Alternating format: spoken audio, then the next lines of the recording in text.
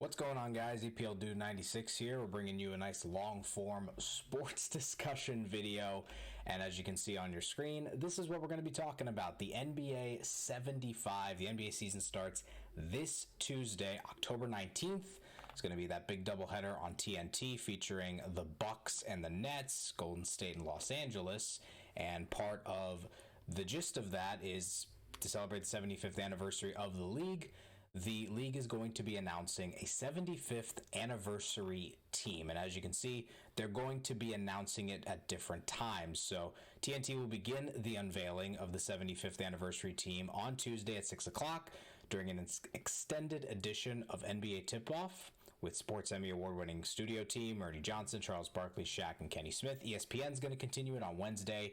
And then the last 25 members of the team will be revealed on NBA Tip-Off on TNT the first Thursday of the season. So I thought it'd be fun in today's video to sort of panel a discussion as to who I think should be in the NBA 75th anniversary team. If you guys like this type of stuff, make sure you like the video. Make sure you subscribe for more sports and gaming content. We got a lot of fun stuff planned out on the channel. So we got a nice little Google Slides for you. So let's talk through this. As you can see, the 75th anniversary season ambassadors, you're going to have the Glide, Magic Johnson, Dirk Nowitzki, Bob Pettit, and the Big O, Oscar Robertson.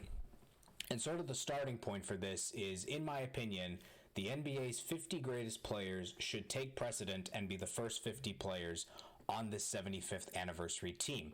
In 1997, the NBA celebrated its 50th anniversary, and the NBA decided, let's celebrate by naming the 50 greatest players in the history of the league. You can see the list here. If you want to pause the video to check out the full list of players, then by all means do so. And in my opinion, none of these 50 players should be taken off. All 50 of these guys are in the Hall of Fame.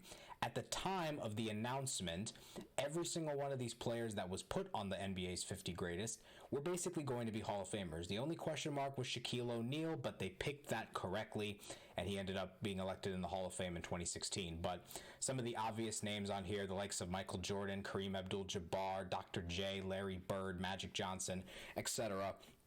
These are the type of guys that would make this type of team regardless. So that's why I think the 50 greatest players in the NBA, they should take precedent and be on this team. It's the next 25 where things get a little bit tricky. Some of these are going to be very obvious. The others are not going to be. So here are my next 25 to make this NBA 75th anniversary team. Number 1, LeBron James. That's an obvious one. He's might be the greatest basketball player of all time, depending on how you see it. You could think Michael Jordan. You could think LeBron. This is an obvious pick. There's nothing else to say other than he is maybe a top 2 player in NBA history. He's obviously going to make the team. So is Kobe Bryant. Of course, may he rest in peace. One of the greatest players in basketball history as well. His accomplishments speak for himself, and he was a great ambassador to the game. Dominique Wilkins, I think, is another one. This is one of those old school players that he kind of got snubbed from making it into the NBA 50 greatest. There was a lot of debate after the NBA 50 greatest was announced in Cleveland during All-Star Weekend in 97 that the human highlight reel, Dominique Wilkins, wasn't included in the roster. So I think this is the perfect opportunity to sort of make up for that. 25 years later, put him in the NBA 75th anniversary team. 9-time NBA All-Star, All-NBA first team, 2-time slam dunk champion. He thinks himself that he should have won 3 or 4 times. The face of the Atlanta Hawks franchise for over a decade, and definitely deserving of making this 75th anniversary team. Another guy that was kind of snubbed from the NBA 50 greatest was Bob McAdoo, one of the best scorers in league history when he was playing for Buffalo, and then he went to the Lakers, won 2 titles with the Lakers in 82 and 85. He was an MVP, an all-star. You know, you can see his accomplishments here, and if you want to pause to take a look at everybody's achievements, again, I encourage you to do so. Love the speaking from me today. But yeah, Bob McAdoo should be on this team. This was a guy who was sort of like a stretch 5, early days in the NBA in the 70s and into the 80s. He could shoot from 3. He could shoot from outside. One of the original stretch tall shooters. Moving over to some other obvious ones, Tim Duncan is an obvious pick here. He, of course, is the face and the greatest player in San Antonio Spurs history. The best power forward of all time, it could be said. I think he is. 5-time champ, 3-time finals MVP, 2-time MVP, 15-time All-Star. Tim Duncan, of course. KG is another one. Kevin Garnett should be on this list. Single-handedly sort of took the Minnesota Timberwolves into relevancy when he was drafted by them out of high school. Won a championship with the Celtics. Won an MVP with the Timberwolves. 15-time All-Star, All-Star Game MVP. 4-time All-NBA first team. KG, going to be in the Hall of Fame.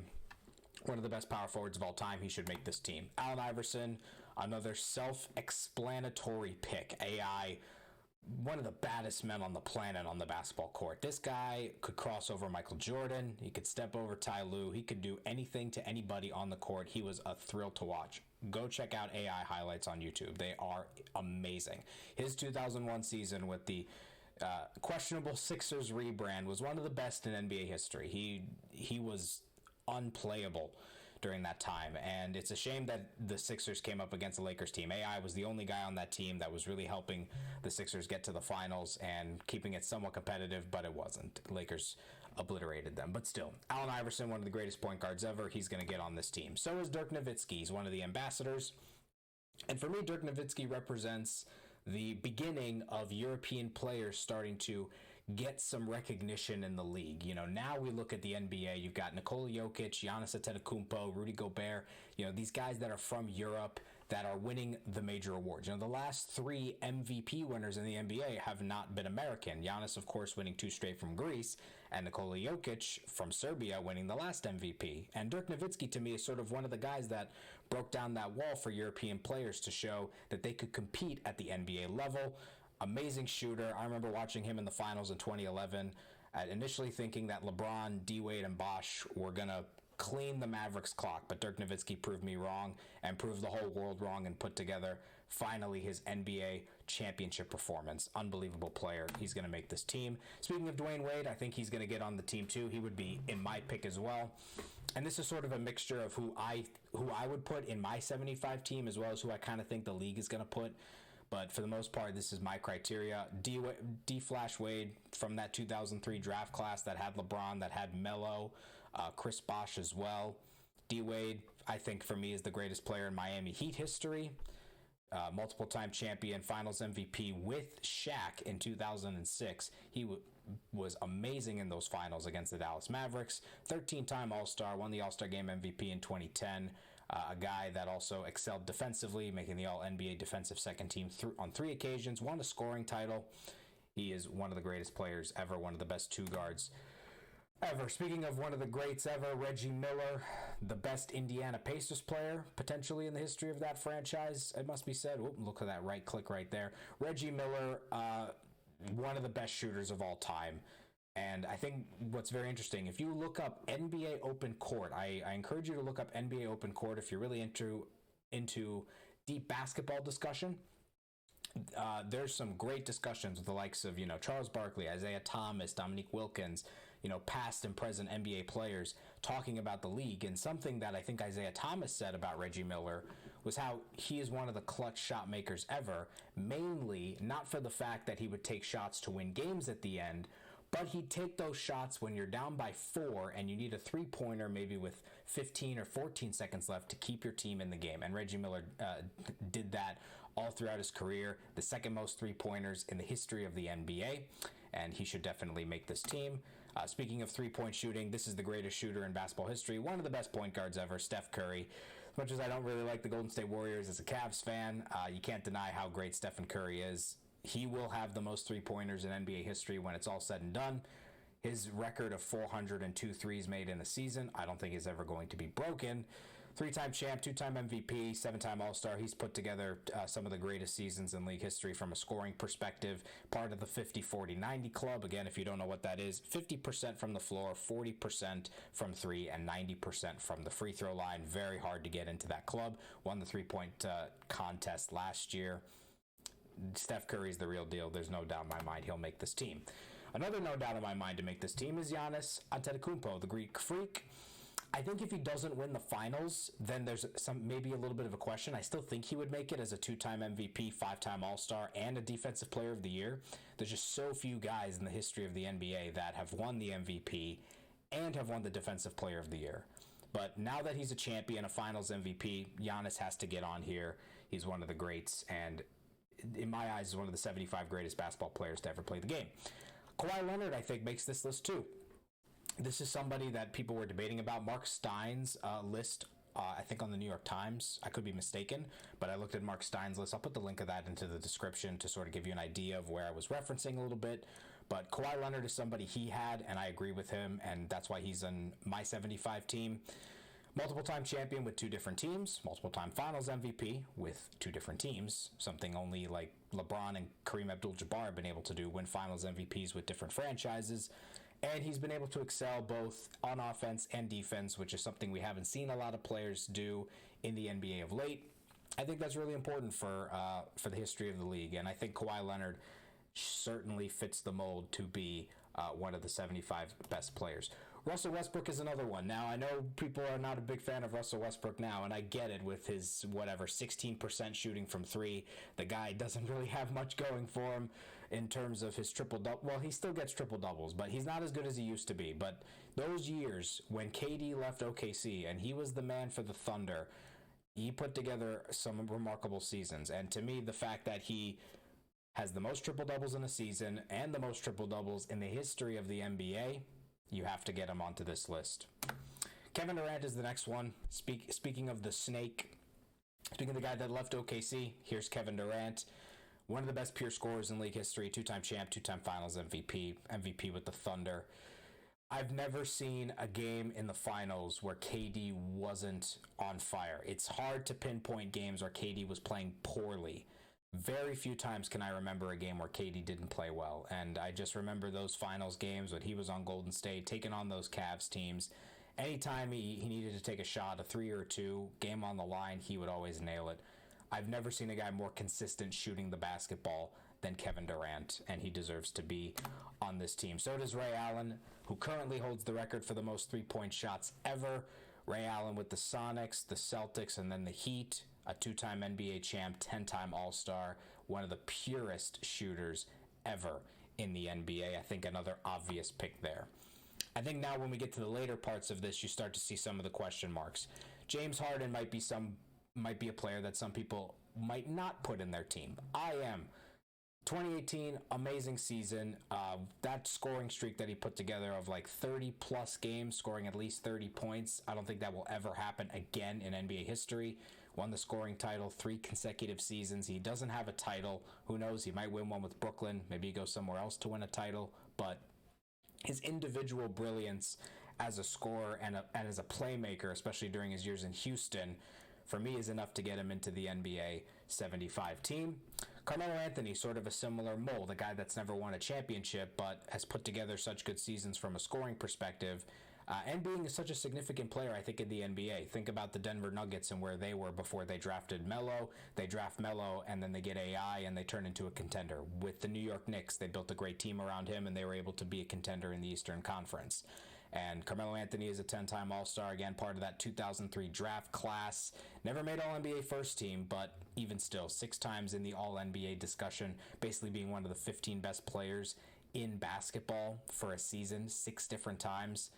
I think Melo's resume speaks for itself. The later years of his career haven't been as kind to him from a production standpoint, whereas you look at someone like LeBron James or someone like Michael Jordan or Kevin Durant, in the later years of their careers, they're still very effective. Melo might not be the same, but I think Carmelo Anthony deserves to be on this team.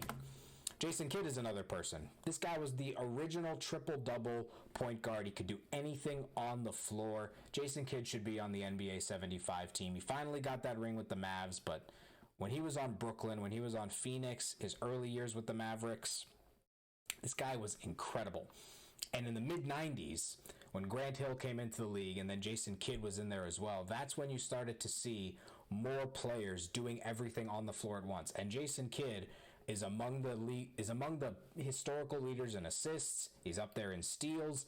He's up there in triple doubles. He was an unbelievable point guard. I know a lot of people who might be younger don't really remember Jason Kidd a whole ton. This guy was awesome, phenomenal player. Definitely should get on the 75. Moving over to the last 5 players. Gary Payton, somebody that excelled more defensively. More so. The fact that he made 9 all-defensive first teams from 1994 to 2002, I think is enough for him to be considered one of the best point guards in league history and to be on this NBA 75 team. He got that title with Miami. He's made the All-Star game multiple times.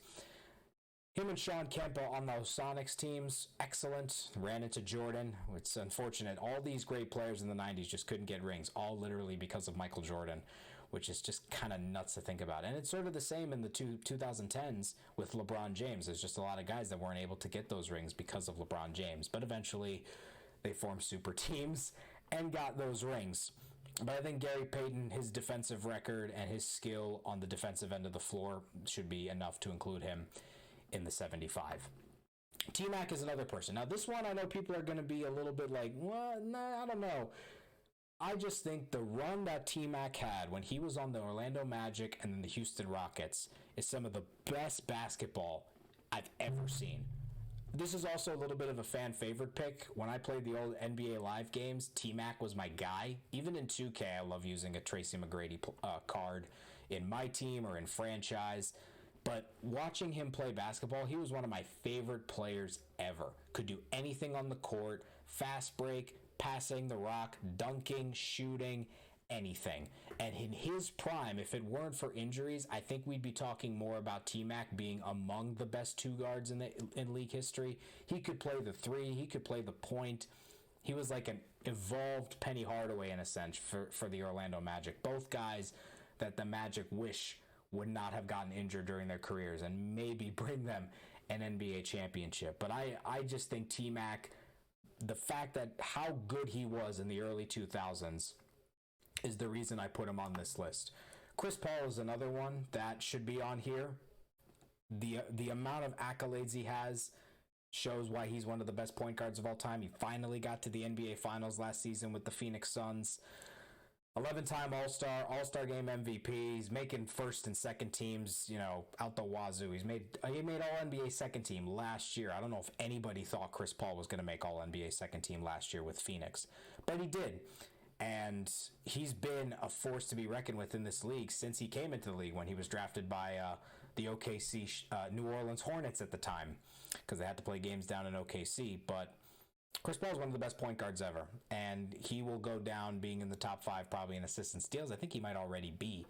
Incredible career, great player. It'll be a shame when he retires, but I'm hoping one day he'll get an NBA Finals trophy to make that resume look even more impressive. Speaking of impressive resumes, we got Pau Gasol, the best Spanish player of all time in the NBA, another one of those European players that kind of set the mold for the new generation of European talent that's really dominating the NBA right now.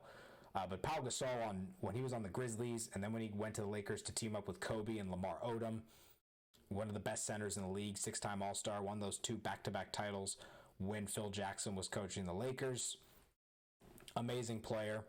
And I think also the fact that he was so good in Europe kind of helps support his case, even though it's an NBA list. But having that extra success in Europe or even at the Olympics, even though Spain has never won a gold medal with Pau Gasol, they've had success in world championships. They've gotten to the gold medal match to play those unstoppable USA teams, it must be said. But from an NBA perspective, I think Pau Gasol has done enough. Vince Carter's another guy. These last two are going to be sort of like, what the hell are you talking about? But I think Vince Carter may be one of the most athletic people to play in the NBA. Maybe not the most athletic, because I think LeBron James takes the cake there. Giannis is in there, Jordan too, but Vince Carter's up there.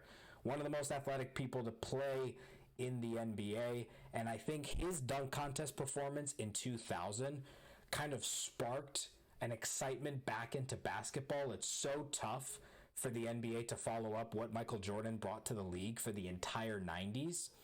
And the dunk contest was off for a couple of years before 2000. And then Vince Carter comes in 2000 and just lights up, the arena in Oakland. Everybody around the world was talking about it. And then just a few months later, he goes to the Olympics and just jumps over a 7-foot guy in Sydney to help the USA pursue that gold medal. They didn't win it in Sydney, but incredible. No, they did win it in Sydney. I was right. They did win it in Sydney. Forgive me. But I think the fact that he brought that excitement to the NBA, kind of breathing in new life, especially from a dunk contest perspective, which is my favorite competition in the skills challenge. But he also performed well on the court. He helped Toronto become a playoff team. He was with those Nets teams that were playoff teams. And his longevity in the league. He only just retired about a year ago. He retired right as COVID hit, and he was able to basically just say, I don't think I can play a season now that the season is stopped. I think I'm just done. I mean, he played from, the late 90s all the way up until 2020. So his longevity, I think, helps his case to make this team, and what he brought to the game in the year 2000 with that dunk contest. This last one is something that I know people do not like this guy, but I think he gets on there. Dwight Howard is the last person that makes this team for me. I get it. He's a bit of a meme now. He's not as good as he used to be. But look at what he did when he was in his prime with the Orlando Magic. From a defensive standpoint and from a scoring standpoint, he was the best center in basketball in the late 2000s, winning those Defensive Player of the Years from 2009 to 2011. That peak there, 2008 it kind of started. 2009 to 2011, he was dominating the NBA. He was by far the best center in the NBA. It wasn't even close. And he carried the Magic to an Eastern Conference title in a conference that consisted of the Big Three in Boston, who just won a championship, mind you, with Paul Pierce, KG, and Ray Allen. He beat them in the Eastern Conference Finals 1 year. No, he didn't in 1 year. He beat them in the semifinals. And then he goes and beats an in his prime LeBron James with maybe his best Cavs team ever in 2009 to make the NBA championship. He played, he was unstoppable, untouchable when he was playing in the late 2000s into the early 2010s with the Orlando Magic. That time period enough when he was the best center in the NBA is enough to put him on this team. Not to mention the fact that he's an 8-time All-Star. I mean, he made the All-Star game every year from 2007 to 2014. He made the All-NBA first team every year from 2008 to 2012. He's done enough in his career from a resume standpoint to make this team. He had a period where he was the best center in the league. I think that's enough for him. I mean, you think of some of the snubs from this, like Dennis Rodman, Chris Webber, Anthony Davis maybe is a snub. My hope is that they don't pick somebody who's sort of like a guessing pick. Like if Luka Doncic gets on this team, I think it's too early for Luka Doncic. Nikola Jokic is another one that people are debating about. I don't know if Nikola Jokic is going to make it. I think it's too early. Even though he's an NBA MVP, it's too early to say whether or not Nikola Jokic makes it. But there it is, ladies and gentlemen. That is my NBA 75 team. Screenshot it, do whatever. Let me know down in the comments who you would add or who you would take out. Or if you just want to say, I think your team is amazing and I agree with every single one of your picks. I know I do because I'm the one that picked the team. Thanks for watching, guys. Have a good evening. Make sure to like, comment, and subscribe.